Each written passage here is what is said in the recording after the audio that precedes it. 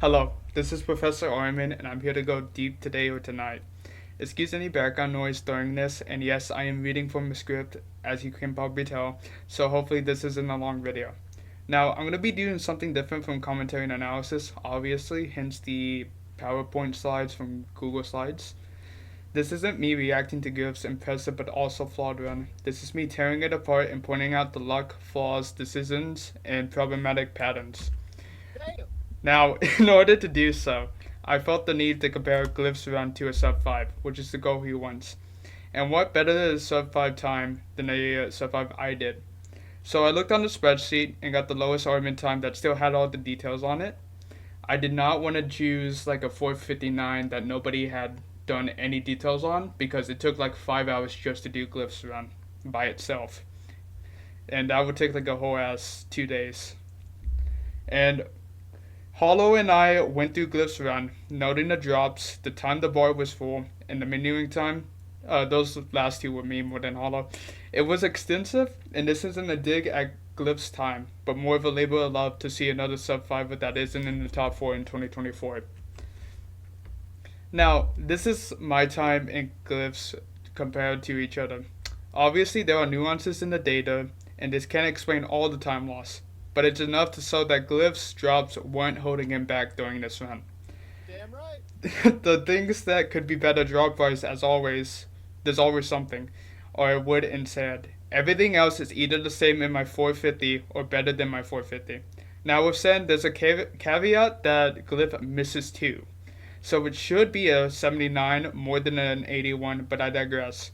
The main time loss that can be discerned from this is the bar full and menu time columns, with bar full being 2.8 times bigger than my 450 and the menu time being 1.7 times bigger than my run. I don't mean to bring this up to disparage Glyph or say screw but merely as an objective look at what he can improve on. There's a reason why Ellie yaps on forever and then says it loses half a second. These half seconds matter a lot, especially when you're starting to look at sub 5, and especially if it's a pattern of play over time in the run. Yep. Now, here's the skill issue slide. I mainly focus on EVM and the menu time.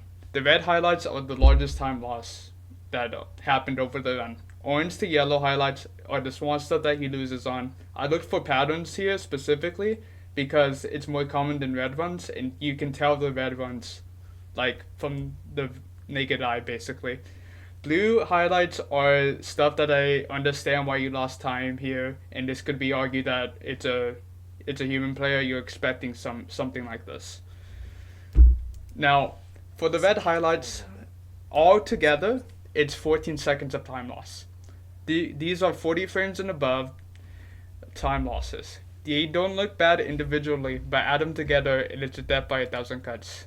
You move too much with mining. You move too much without mining, subbing, or killing. You leave the bar too high and go for confident movement without having the muscle memory to know for sure that you have enough to go where you want to go. Getting the bar lower before moving will stop these from slowly killing your run. And over here, these are just like some examples I found that obviously you can see with the naked eye. The bar is full. I think these are like all of it. I'm not particularly sure, but I think these are all of it. And I forgot to fix that. Alright, orange to yellow highlights are 16 loss, or like basically two groups combined. There's 16 seconds of loss combined as well. So this is 40 frames and below to 9 frames of time loss. Orange is 20 and up to 40 frames of loss. Yellow is 19 and down to 9 frames of loss. Now, I looked for patterns in these. I specifically looked for patterns in orange and patterns in yellow, because these are like two different things basically. In orange, your movement is too loopy, like right here, and you commit too much. You commit to moving to A to B rather than like mining or shoveling or doing anything. Like right here, you could have just mined directly up and you would be okay. And over here, you find a zombie, so you immediately go to kill it, which usually is okay, but your boy is a fool during this entire interaction. This usually happens because there's an objective you prioritize over your current thing, and that results in you going for that thing you value versus playing now and focusing on the actual boy. Like right here. Sometimes it's just bad priority decisions. I know Ellie talked to you about this section already, so you probably already know what to do to fix that, but it's good to know. Yellow are mistakes you think are acceptable to do. However, you should minimize these as much as possible because a time loss is still a time loss even if it's an acceptable time loss to you. All of these examples have ways where you can get out without losing boy. Like this specifically, you could have mined any of those trees and you would still have time to get more wood. Over here, you could have honestly just turned back and gone to the ladder rifle. Or mine sand, going to the ladder. Here, you could have just mined a tree or something right there. And then right here, this is one of the quickest ones. You commit to collecting and your boy fools during that time. And now, here's to the blue highlights. These ones are heavily offset by the time I expect you to do a task. So like some of these could be argued to be blue highlights, but also some of these could be argued to be clear. I only really did this for EBM, and I let tool switching single digits go as normal instead because I didn't want to. I mean, like if you're switching tools within like 10 frames, that's okay basically. This is mainly what you want in any mistake you make. They are objectively hard to see, as you can see right here. Like, if you did not look at the bar, you would not know about that. And could be argued as nitpicking, which, fair, and something you expect from runners, human runners, not Taz's. But it's just, these are mistakes you want to make, basically, if you're going to make a mistake.